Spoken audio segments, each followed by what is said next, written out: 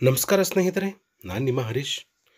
ಕೇಂದ್ರ ಸರ್ಕಾರ ಮಂಡಿಸಿರುವಂಥ ಬಜೆಟ್ನ ಪ್ರಮುಖ ಅಂಶಗಳನ್ನು ಈ ವಿಡಿಯೋದಲ್ಲಿ ನೋಡೋದಾದರೆ, ಕೇಂದ್ರ ಸರ್ಕಾರ 2025-26ರ ಒಟ್ಟು ಮೊತ್ತ 50.65 ಲಕ್ಷ ಕೋಟಿ ರೂಪಾಯಿಗಳು. ಈ ಬಜೆಟ್ನಲ್ಲಿ ವಿವಿಧ ಕ್ಷೇತ್ರಗಳಿಗೆ ಅನುದಾನವನ್ನು ಹಂಚಿಕೆ ಮಾಡಲಾಗಿದೆ. ಯಾವ ಕ್ಷೇತ್ರಕ್ಕೆ ಎಷ್ಟೆಷ್ಟು ಅನುದಾನ ಮೀಸಲಿಡಲಾಗಿದೆ, ಜೊತೆಗೆ ಯಾವ ಕ್ಷೇತ್ರಕ್ಕೆ ಎಷ್ಟೆಷ್ಟು ಆದ್ಯತೆಯನ್ನು ನೀಡಲಾಗಿದೆ ಎಂಬುದನ್ನು ಈ ವಿಡಿಯೋದಲ್ಲಿ ನೋಡೋಣ. ಮೊದಲಿಗೆ ಪ್ರಮುಖ ಕ್ಷೇತ್ರಗಳು ಯಾವುವು ಅಂತಂದರೆ ಕೃಷಿ, ಶಿಕ್ಷಣ, ಆರೋಗ್ಯ, ಕೈಗಾರಿಕೆ, ತಂತ್ರಜ್ಞಾನ, ಕೌಶಲ್ಯ ಅಭಿವೃದ್ಧಿ ಮತ್ತು ಮೂಲಸೌಕರ್ಯ ಅಭಿವೃದ್ಧಿಗೆ ಪೂರಕವಾದಂಥ ಬಜೆಟ್ ಇದಾಗಿದೆ. ರೈತರು, ಮಹಿಳೆಯರು, ಯುವಜನತೆ ಮತ್ತು ಬಡವರ್ಗದ ಜನರ ಜೀವನ ಮಟ್ಟ ಸುಧಾರಿಸಲು ವಿಶೇಷ ಗಮನವನ್ನು ಈ ಬಜೆಟ್ನಲ್ಲಿ ಹರಿಸಲಾಗಿದೆ. ಜೊತೆಗೆ ಕ್ಷೇತ್ರವಾರು ಹಂಚಿಕೆ ನಾವು ಶೇಕಡಾವಾರು ನೋಡೋದಾದರೆ, ರಕ್ಷಣಾ ವಲಯಕ್ಕೆ ಅತಿ ಹೆಚ್ಚು ಅನುದಾನವನ್ನು 9% ಮಾಡಲಾಗಿದೆ.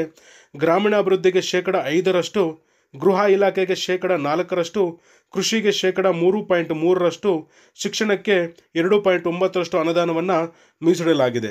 ಬನ್ನಿ ಹಾಗಾದರೆ ಯಾವ ಕ್ಷೇತ್ರಕ್ಕೆ ಎಷ್ಟೆಷ್ಟು ಕೋಟಿ ಅನುದಾನವನ್ನು ಕೇಂದ್ರ ಸರ್ಕಾರ ಮೀಸಲಿಟ್ಟಿದೆ ಅನ್ನೋದನ್ನು ಈಗ ನೋಡೋಣ.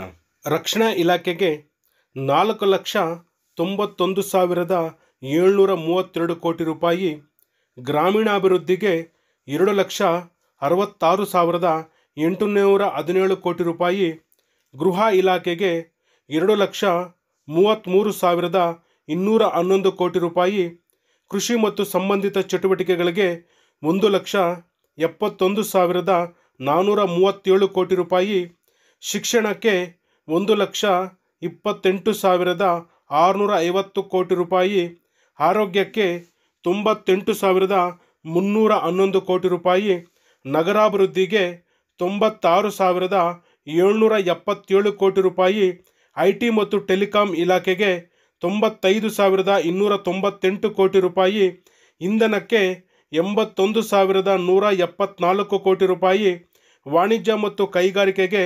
65,553 ಕೋಟಿ ರೂಪಾಯಿ, ಸಮಾಜ ಕಲ್ಯಾಣ ಇಲಾಖೆಗೆ 60,052 ಕೋಟಿ ರೂಪಾಯಿ, ವಿಜ್ಞಾನ ಮತ್ತು ಇತರ ಇಲಾಖೆಗಳಿಗೆ 55,679 ಕೋಟಿ ರೂಪಾಯಿಗಳನ್ನು ಈ ಬಜೆಟ್ನಲ್ಲಿ ರಕ್ಷಣಾ ವಲಯಕ್ಕೆ ಅತಿ ಹೆಚ್ಚು ಅಂದರೆ 9% ಮೀಸಲಿಡಲಾಗಿದೆ.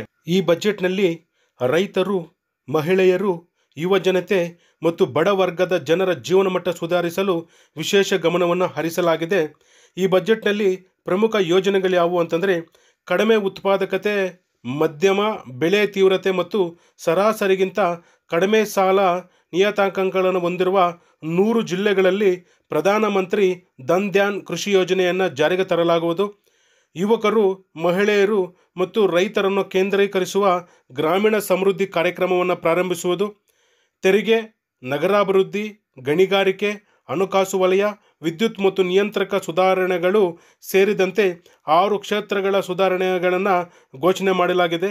ಇನ್ನು ಇತರೆ ಅಂಶಗಳನ್ನು ನೋಡೋದಾದರೆ, ಮಧ್ಯಮ ವರ್ಗಕ್ಕೆ ಅಚ್ಚರಿಯ ಕೊಡುಗೆಗಳು ಮತ್ತು ಉಳಿತಾಯ ಹೆಚ್ಚಳಕ್ಕೆ ಈ ಬಜೆಟ್ನಲ್ಲಿ ಅವಕಾಶ ಕಲ್ಪಿಸಲಾಗಿದೆ. ಕ್ಯಾನ್ಸರ್ ಪೀಡಿತರಿಗೆ ನೆರವು, ಜಿಲ್ಲಾಸ್ಪತ್ರೆಗಳಲ್ಲಿ ಕ್ಯಾನ್ಸರ್ ಡೇ ಕೇರ್ ಕೇಂದ್ರಗಳ ನಿರ್ಮಾಣ.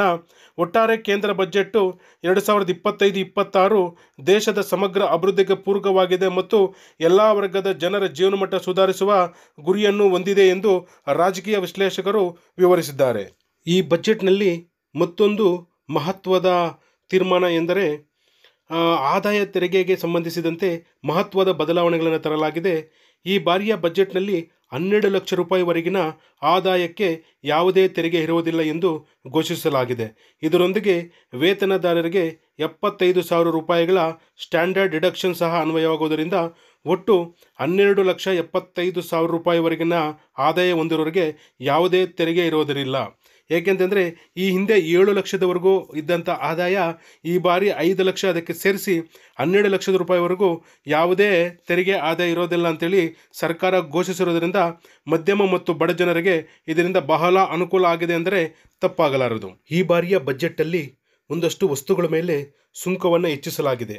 ಅವು ಯಾವುವು ಎಂದು ನೋಡೋದಾದರೆ, ಫ್ಲಾಟ್ ಪ್ಯಾನಲ್ ಡಿಸ್ಪ್ಲೇ ಅಂದರೆ ಟಿವಿ ಮತ್ತು ಮೊಬೈಲ್ ಫೋನ್ಗಳಂತಹ ಫ್ಲಾಟ್ ಪ್ಯಾನಲ್ ಡಿಸ್ಪ್ಲೇಗಳ ಮೇಲಿನ ಸುಂಕವನ್ನು ಹೆಚ್ಚಿಸಲಾಗಿದೆ. ಇದರಿಂದಾಗಿ ಈ ವಸ್ತುಗಳ ಬೆಲೆ ಹೆಚ್ಚಾಗುವ ಸಾಧ್ಯತೆ ಇದೆ. ಅದರ ಜೊತೆಗೆ ಪ್ಲಾಸ್ಟಿಕ್ ಉಪಕರಣಗಳ ಮೇಲಿನ ಕಸ್ಟಮ್ಸ್ ಸುಂಕವನ್ನು 25% ಹೆಚ್ಚಿಸಲಾಗಿದೆ. ಅದರ ಜೊತೆಗೆ ಟೆಲಿಕಾಂ ಉಪಕರಣಗಳ ಮೇಲಿನ ಕಸ್ಟಮ್ಸ್ ಸುಂಕವನ್ನು 10% ಹೆಚ್ಚಿಸಲಾಗಿದೆ. ಇದರ ಜೊತೆಗೆ ನೇಯ್ಗೆ ಬಟ್ಟೆಗಳು, ಐಷಾರಾಮಿ ಸರಕುಗಳು, ಆಲ್ಕೋಹಾಲ್, ತಂಬಾಕು ಪದಾರ್ಥಗಳ ಮೇಲೂ ಸಹ ಸುಂಕವನ್ನು ಹೆಚ್ಚಿಸಲಾಗಿದೆ. ಇದು ಇವತ್ತಿನ ವಿಡಿಯೋ ಸ್ನೇಹಿತರೆ. ವಿಡಿಯೋ ಇಷ್ಟ ಆದರೆ ಶೇರ್ ಮಾಡಿ, ಲೈಕ್ ಮಾಡಿ. ವಿಡಿಯೋ ನೋಡಿದ್ದಕ್ಕಾಗಿ ಧನ್ಯವಾದಗಳು.